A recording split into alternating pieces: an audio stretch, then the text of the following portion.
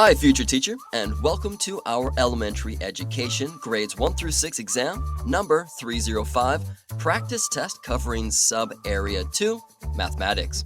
This video lesson is proudly presented by teacherpreps.com, the #1 choice for test prep to pass your teacher certification exam. The elementary education test includes a total of 6 sub-areas, and in this lesson, we'll focus on tackling the types of questions you'll be presented with in sub-area 2, mathematics. Now, in order to help you get totally prepared, this practice test will guide you through the types of questions you can expect to see on test day. If, however, you're feeling overwhelmed about preparing for this important exam, give yourself the all-access test prep that includes everything you need to pass your teacher certification exam with ease, including video lessons for busy students that's going to help you study faster, study guides written in a non-fluff, bullet point style, and best of all, timed practice tests that simulate what you'll receive on exam day. Visit teacherpreps.com now. Click the blue button in the top right corner labeled Get Test Prep Now to give yourself everything you need to pass in one place so you can ace your upcoming teacher certification exam. Without further ado, let's begin. I'm going to read the question. I would highly recommend that you grab a pad and pen and work the problem out. Pause the video after I read the question, and then I will explain how I came up with the answer, how you can find the correct answer in case some of these questions use different topics that you haven't been tested upon for a while. All right, let's begin. 15 out of 20 kids in a condominium enjoy playing chess. This is the same as what percentage of kids likes to play chess? Pause the video here. Try to find the answer and come back so that we can talk about it. All right, now let's work through this. Remember that 15 out of 20 means 15 over 20. To express this ratio or fraction as a percentage, you can multiply the ratio by 100 and then convert the entire fraction into its simplest form, which would give us 1,500 or 1,500 over 20. And this would give us the answer of 75%. Notice how in these explanations, I will walk us through the high level of finding the correct solution. However, it will be mathematics such as long division, like 1,500 divided by 20, that the expectation is that if you are taking this exam, you remember how to do the basic math. So we've got 75%. Let's keep going to the next question. A solution contains 4 parts of solute for every 7 parts of solvent. What amount of water should be mixed with 20 milliliters of solute to form the solution? Pause the video, see if you can find the answer, and let's go over it together. To find the amount of water or solvent that should be mixed with the solute to form the solution, with the given ratio, we can set up a portion based on the given information. So in this case, if it's been a while since you have looked at some of these math and science terms, remember that the solute is the substance that is dissolved in a solution, and the solvent is the substance that dissolves the solute to form a solution. So to find the amount of water, the solvent, that should be mixed with the solute to form the solution with the given ratio, we can use this proportion. All right, so now let's have a look at this. First and foremost, we need to be clear about the problem at hand. And every time that you have a problem on your teacher certification exam, make sure that you are clear about what it is that you need to do. So here we have the amount of solute, which is given as S equals 20, and therefore we have S equals 20 milliliters. Furthermore, the amount of solvent, water in this case, as we'll say, is W. Now, according to the problem, the ratio of solute to solvent is 4:7. Therefore, for every 4 parts of solute, there should be 7 parts of solvent. Next, we can write this relationship as the following, 4/7. Now, let's simply put the 20 in for S which was already given to us in the problem, and we have our updated numbers. And what we want to do next is cross multiply to solve for W, where we can see that we will take 20 times 7 equals 4 times W. This gives us 140 equals 4W, and then we can divide this out. 140 divided by 4 is 35, so our answer is 35 milliliters. Moving on. During the sale period, stationery stores offer certain discounts as mentioned below. How much does the customer have to pay for a pair of brushes, 3 painting canvases, and 1 calligraphy pen? Take a look at the table down below. Pause the video, try and work this problem out, and push play when you're ready to talk about it. All right, to solve this, we first need to understand the problem and what is being asked of us and for us. So we have 3 different types of stationery items, each with a specific discount during the sale. The customer buys a pair of painting brushes, 3 painting canvases, 1 calligraphy pen. Notice here how step number 1 is always going to be to understand what's being asked of us. On your teacher certification exam, read the problem and then summarize it in your own head to make sure that you understand and wrap your mind and your brain around what you need to do. So next, what we need to do is list the original prices and discounts for each item. Painting brush, $3.50, 10% discount. Going to the next item, that's the painting canvas, originally $29.30 each with a 20% discount. Calligraphy pen, $12.49 each, 15% discount. So notice here how we just clearly, simply lay out the information. And then step number 3 is to calculate the discounted price for each item. So we have the painting brush. The original price is $3.50, discount of 10%, 35 cents. So that means the discounted price is going to be $3.15. Next, we'll do the same thing with the painting canvas. We'll find the discounted price to be $23.44. Same thing with the calligraphy pen, where we will calculate the discounted price, which comes out to be $10.62. Finally, we need to add up these costs. $6.30 plus $70.32 plus $10.62 is going to give us a sum or a total of $87.24. Is that what you got? All right, great. Let's move on. Furniture takes up 7/8 of a room's overall area. The wardrobe alone takes up 2/3 of this covered area. What fraction of the space is taken up by the wardrobe? Take a moment here, work the problem out, come back when you're ready to have a math talk about it. Now, when taking your exam, always be sure to start by understanding the problem. Here, we are given that furniture occupies 7/8 of the total area of the room, and out of this area covered by furniture, the wardrobe alone occupies 2/3. Therefore, we need to find what fraction of the total room's area is occupied by the wardrobe. Now that we understand the problem, we're going to move to step number 2, which is to express the problem with fractions. Total area of the room is 1 for one whole room. Area occupied by the furniture is 7/8 of the room, and the area of the furniture occupied by the wardrobe is 2/3 of the furniture's area. So next, we'll want to find the fraction of the total room occupied by the wardrobe by multiplying the fraction of the room that is occupied by furniture by the fraction of the furniture that is occupied by the wardrobe. So next, let's multiply the numerators together and the denominators together, and we can see that we are left with the answer of 14/24. Moving on, next problem reads, solve the equation given below for the value of x. Again, take a moment here, pause the video, and come back so we can talk about it. All right, great. Let's discuss this problem. On exam day, always make sure to write the problem down first.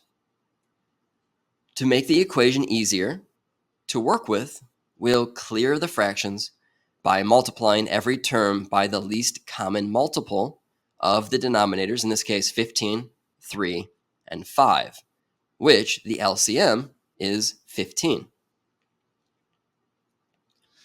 The next step is to expand both sides. So you can see that on the screen now. Now let's simplify the equation. We have 4x minus 5 equals 27. Furthermore, we're going to want to isolate the x by performing a basic operation. We are going to add 5 to both sides to get rid of the negative 5 on the left side. And then we want to divide both sides by 4 to solve for x. And that gives us an answer of x equals 8. All right, well done. Let's keep going to the next problem. Which of the following sets of ordered pairs describes a function? Take a moment here, pause the video, come back when you're ready. All right, let's talk about this. First and foremost, let's recall that a function is a relation between a set of inputs and a set of outputs, where each input is related to exactly one output. This means no input, or x value, in a function can map to more than one output, or y value. Now, in order to actually solve this, we'll want to analyze each step of ordered pairs. Starting with option A, we see the pair of -3 and 5, -1, 7, -2, 5, -1, 3. Look for repeated x values and check their corresponding y values. The x value, -1, appears 2 times, or twice, and maps to 2 different y values, the 7 and the 3. Understanding this, we can see that option A is not a function because an input maps to more than one output. Let's move on to option B. We have -2, 6, 1, 4, 3, 6, 4, 16. No x value is repeated. So we understand that option B is a function because each input has exactly one output. Now, on your teacher certification exam, if time allows, I personally recommend, suggest, and believe it's best to double check the other remaining solutions that we haven't looked at in order to confirm that B is the correct solution. So let's do that. We're looking at option C, 3, 1, 1, 2, 2, 4, 3, 4. The x value, 3, appears 2 times and maps to 2 different y values, which are 1 and 4. The conclusion here, this is not a function because an input maps to more than one output. Take a look at option D, 5, 6, 3, 9, 4, 12, 5, 9. The x value, 5, appears twice and maps to 2 different y values, 6 and 9. Again, the conclusion is that option D is not a function because an input maps to more than one output. Therefore, given these solutions, we know that the correct option is letter B.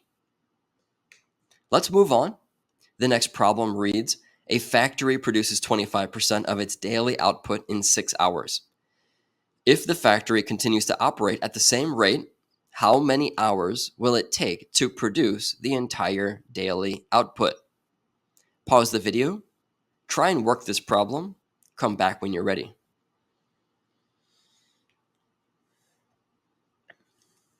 Alrighty, now let's remember to understand the problem. The factory produces 25% of its daily output in 6 hours. We need to find out how many hours it will take to produce 100%, the entire daily output, if the production rate remains consistent. So now it's time to set up the proportion. We know that 25% of the output takes 6 hours. We set up a proportion to find the time it takes to produce 100%. That's the hour goal. And now what we need to do is solve the proportion using the rule of cross multiplication and in order to find the letter x. Now it's time to confirm the calculation to make sure that our answer actually makes sense. Let's consider the rate of production. This means that the factory will take 24 hours to produce its entire daily output if it continues at the same rate of production. Understanding this, we know that the correct answer is D, 24 hours. All right, great. Moving on. The next problem reads, which equation illustrates the commutative property of addition? Pause the video and come back for the solution. Great. Now, before we talk about this problem, as you are preparing for your teacher certification exam, remember that you'll be expected to not only understand the commutative property of addition, but also the associative, the distributive, the identity, and the inverse property as well. This problem just happens to be about the commutative property, but I want to bring your awareness that your exam could have questions about all 5 of these different properties. And in case you would like a refresher lesson that teaches you all of the math properties in an easy to way understand, geared towards passing your teacher certification exam, give yourself full access to the test prep at teacherpreps.com by clicking the blue button that reads Get Test Prep Now, so you can pass your teacher certification exam with ease. All right, let's jump back to the problem. Recall that the commutative property states that you can swap the order of the numbers being added without changing the sum. So let's analyze the options beginning with A. This equation swaps the order of A and B within the parentheses. This illustrates the commutative property because the sum inside the parentheses does not change regardless of the order of A and B. However, we want to double check B, C, and D just to make sure. So option B is incorrect, as it suggests actually the distributive property. Option C represents the distributive property, not the commutative property. And then option D shows the associative property of multiplication, not the commutative property. Therefore, option A is correct. Moving on, this problem reads, a right prism has a rectangular base with a length of 8 centimeters and a width of 6 centimeters. The height of the prism is 10 centimeters. Calculate the volume of the right prism. Take a moment, solve this problem. Push play when you're ready. All right, let's talk about this. So first and foremost, let's define what a right prism is. Remember that a right prism is a 3-dimensional shape with 2 parallel bases that are congruent polygons, and the sides are rectangles. The height of the prism is the perpendicular distance between the bases. So now, for a quick review, remember the volume of a prism can be calculated using the formula volume equals base area times height.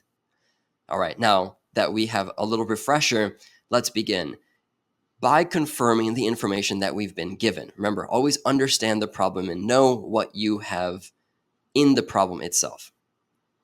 And now let's calculate the area of the rectangular base. Remember that area equals length times width, which means in this case, the area is 48 centimeters squared. Now we need to calculate the volume of the prism, which we can see turns out to be 480 centimeters cubed. All right, great. Let's keep going. Have a look at the diagram below. Pause the video. Read the question down below. If the lines KL and MN are parallel to each other respectively, which of the following statements are true? Try and answer this. Come back when you're ready to have a discussion about it. Alrighty, first, congruent angles are equal in measure. So let's do a little review here. Remember that if 2 angles are congruent, it means their angle measurements are the same. Second, supplementary angles are 2 angles that add up to 180 degrees. These angles are often adjacent, but can also be separate.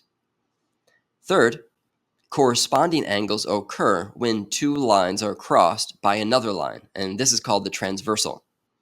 The corresponding angles are in matching corners, meaning one is on the top right of the first line and the other on the top right of the second line. And these are equal when the 2 lines are parallel. Finally, fourth, we have vertically opposite angles. These are angles opposite each other. When two lines cross, they are always equal. Knowing this, let's go back to the original question. So, what answer did you come up with? Here's what I see. Lines M and N are parallel. I also notice that angle G and angle R form a pair of corresponding angles. These angles are equal. I also see that angle G and angle W form a pair of vertically opposite angles. Therefore, angle G equals angle W. Moreover, angle W equals angle D as they form a corresponding pair of angles. Knowing this tells us that the correct response is letter A. All right, moving on. This question reads, which expression correctly represents the conversion of 15 meters to millimeters? Take a moment to answer this question. Come back when you're ready. All right, let's go over it. First, let's recall that there are 1,000 milliliters in 1 meter. Next, we need to set up the conversion for 15 meters. In order to convert meters to millimeters, we multiply the number of meters by the number of millimeters per meter. And since 1 meter equals 1,000 millimeters, for 15 meters, the conversion gives us 15,000 millimeters. And knowing this, we can see that the answer, 15 times 100 times 10, would be letter B. Here we have two cables are laid end to end. One cable measures 13 meters and 20 centimeters, while the other measures 8 meters and 75 centimeters. What is the total length of the two cables? Try this question. Come back when you're ready for the response. All right, great. Let's talk about it. We need to understand first how to convert the measurements into meters. The first cable is 13 meters and 20 centimeters. 20 centimeters is 0.2 meters since 100 centimeters equals 1 meter. So the first cable's length in meters is 13.2 meters. Furthermore, the second cable is 8 meters and 75 centimeters. 75 centimeters is 0.75 meters, so the second cable's length in meters is 8.75 meters. Now, to finish up, we need to add the two lengths of the two cables. Here we have 13.2 meters plus 8.75 meters, which is going to give us 21.95 meters, giving us the answer option of letter D. Moving on, a six-sided die numbered 1 through 6 is rolled 3 times, and each time the result is a 3. What is the probability of rolling a 3 on the 4th roll? Pause the video, check your understanding and ability to answer, and come back for the solution.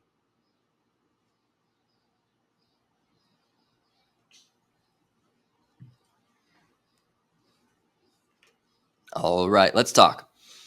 Taking stock into what we know about independent events, we can understand that a six-sided die has numbers 1 through 6. Each are equally likely to occur on a single roll. Furthermore, the probability of rolling a 3 on any given roll is 1 out of 6. You have a 1 out of 6 chance of rolling a 3 on every single roll that you make. And since each roll is independent, the outcome of previous rolls, for example, the information about rolling 3 threes in a row in the past, does not influence the probability of rolling a 3 on the subsequent roll. So now it's time to analyze the problem. We are asked to find the probability of rolling a 3 on the 4th roll after already rolling 3 in the past, after already rolling 3 threes. Because the die rolls are always independent, this means that the previous rolls do not change the probability of the 4th roll. So we need to calculate the probability for the 4th roll now. And Keep in mind that the probability of rolling a 3 on a fair six-sided die is always going to be 1 out of 6. And this remains true regardless of the amount of times the die has been rolled in the past or the outcomes from the past. So with this being said, remember that on your teacher certification exam, you may receive problems that provide information that don't actually have use to you, such as the past performance of the other roles. So keep in mind, one of the most important things to understand is what the question is asking you and what information should you and what information should you not be using. So here the correct answer is 1 out of 6. It's always a probability to roll a 3. For example, you have a 1 out of 6 chance. All right, moving to the next problem. A parking lot has 40 cars. Half of the cars are black and half are white. A customer drives away with a black car. If another customer randomly selects a car from the remaining cars, what is the probability that the car will be white? This is a great example of conditional probability. Pause the video here, solve this, and come back for the correct answer. Alrighty, let's talk. To solve this, we first want to identify the initial conditions. We know that the parking lot starts with 40 cars. We know that half of the cars are black and half of the cars are white. We also know that the number of black cars is 20, and the number of white cars is 20. Next, let's analyze the change in conditions. A customer drives away with one black car. This action reduces the total number of cars and the number of black cars. Remaining black cars is now 19. Remaining white cars is still 20. That's unchanged. The total remaining cars is 39. So for our next step, we want to calculate the probability of the next event by finding the probability that another customer selects a white car from the remaining cars. So keep this formula in mind. The probability of an event equals the number of favorable outcomes divided by that total number of possible outcomes, which here, the total is 39, as we just discussed. So for this case, this comes out to be 20 over 39. Is that what you got too? Excellent. Let's keep going. A school's math test scores for 10 students are as follows: 78, 85, 92, 57, 88, 90, 72, 96, 80, and 84. What is the range of these test scores? This is a useful statistical measurement problem that shows the difference between the highest and lowest scores. Try it out, come back when you have your response, or just when you want the answer.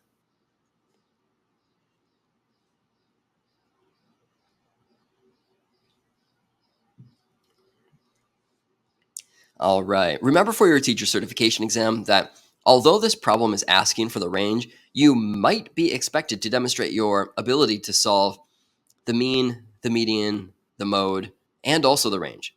So just keep that in mind. Make sure that you have all of these math terms down and you are able to solve problems about them. Now, this problem is all about range, so let's go back to that. The range is the simplest measure of variability in data, and that it is calculated as the difference between the maximum and the minimum values in the data set. Now, in solving for this, the first thing you'll want to do on test day is to list the data. The math test scores for 10 students are as follows. Remember that 78, 85, 92, 57, 88, 90, 72, 96, 80, and 84. And furthermore, we're going to want to identify the maximum and the minimum scores. So first, identify the highest score in the data set. That's 96. Then the minimum, which is 57.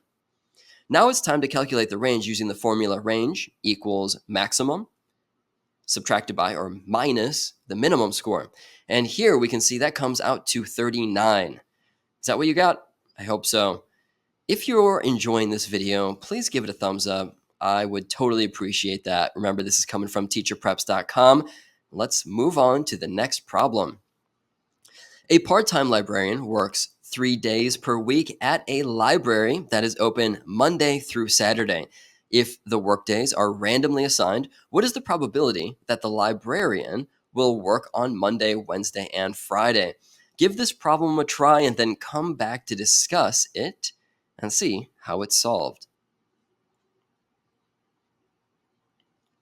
Excellent. Let's start. To work out this problem, we'll need to calculate the probability of specific events occurring within a set scenario, specifically focusing here on the selection of days that a librarian works at a library that is open and several multiple days a week. So our first step here is to define the total and desired outcomes. The library is open 6 days a week. That's Monday through Saturday. And the librarian works 3 days each week. And here we're interested in the probability that these days are Monday, Wednesday, and Friday. So next, let's calculate the total ways to choose any 3 workdays. To do so, we'll use the combination formula to determine the total number of ways to choose 3 days out of 6. That formula looks like this. Note, if it's been a while, the exclamation point in the formula represents a factorial, which is used to multiply a series of descending natural numbers down to 1.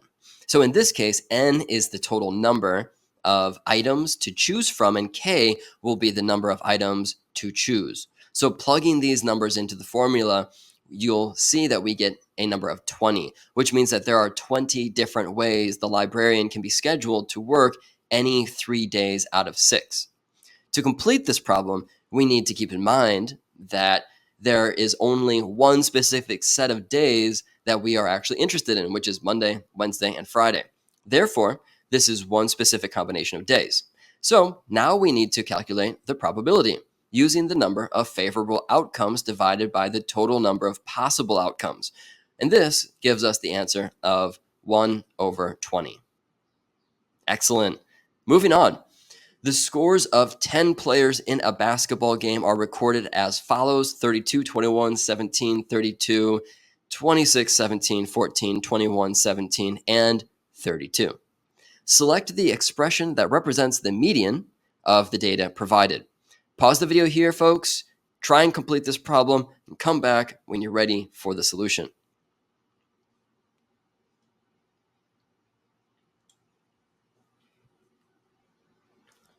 All right, let's work this out.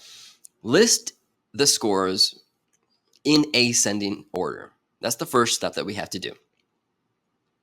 Next, we need to determine the amount of data points that we have here. We have 10. And since there are 10 scores, which is an even number, we'll know that when we find the median, that will be the average of the 2 scores in the middle. So now it's time to identify those middle numbers. In this case, we have 21 and 21. Now, in order to calculate the median, we'll take those 2 numbers, 21 plus 21, divided by 2, which we can see the solution is 21, also written as option C, 21 plus 21, all over 2. Next question, if the pattern continues, what is the next term in the sequence? Solve this, come back when you're ready.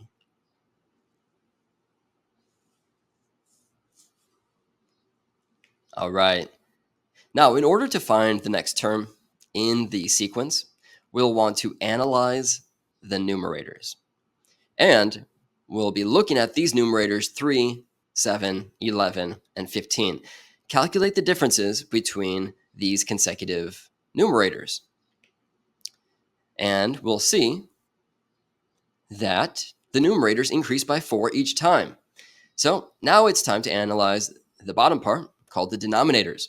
Let's look at the denominators 4, 8, 12, and 16. Calculate the differences between these consecutive denominators. And again, we notice that these increase by 4 each time. Now we've found the pattern and we can recognize that the next term in the sequence will be 19 over 20. Is that what you got too? Great. All right, let's keep it moving. In a line of 36 classrooms, every second classroom has red desks, and every fourth classroom after the second has green chalkboards.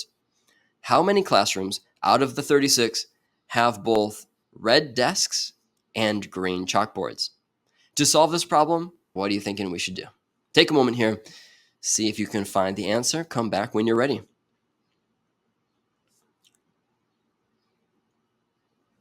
All right, great. To determine how many classrooms have both red desks and green chalkboards, we can analyze the distribution of these features among the 36 classrooms. First, we'll want to identify the classrooms with red desks. And based on the information that was given, every second classroom has red desks. This means that the classrooms with red desks are classrooms 2, 4, 6, 8, and all the way to 36. Understanding this sequence, we can see the following. So we've got total classrooms of 18 because 2 times the variable n equals 36, where n is the number of classrooms. Next, we want to identify the classrooms with the green chalkboards. And according to the information provided, every fourth classroom after the second has green chalkboards. This pattern starts from classroom 2 and then adds 4 to each subsequent classroom from 2, 6, 10, 14, and all the way on to 34. And this forms the sequence where each term increases by 4, which helps us see that the total classrooms with green chalkboards is 9, because starting from 2, adding 4 to each step all the way to 34 will provide us with the answer of 9.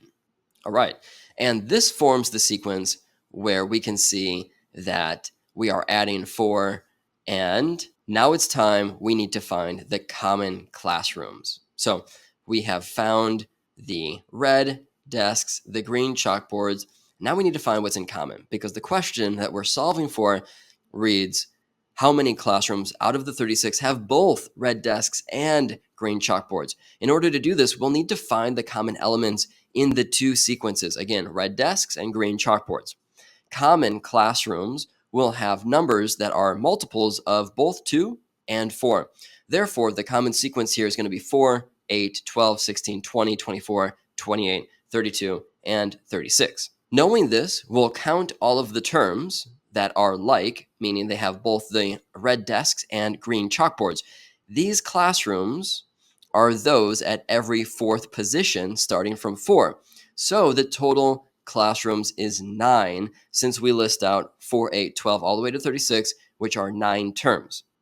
All right, excellent. 9 classrooms have both red desks and green chalkboards. Excellent. Moving on. That was the end of our math section. However, if you are feeling rusty and you want study guides, video lessons, practice tests in order to make sure you're totally prepped for test day, make it simple on yourself and go to teacherpreps.com. Click that blue button right at the top right corner labeled Get Test Prep Now.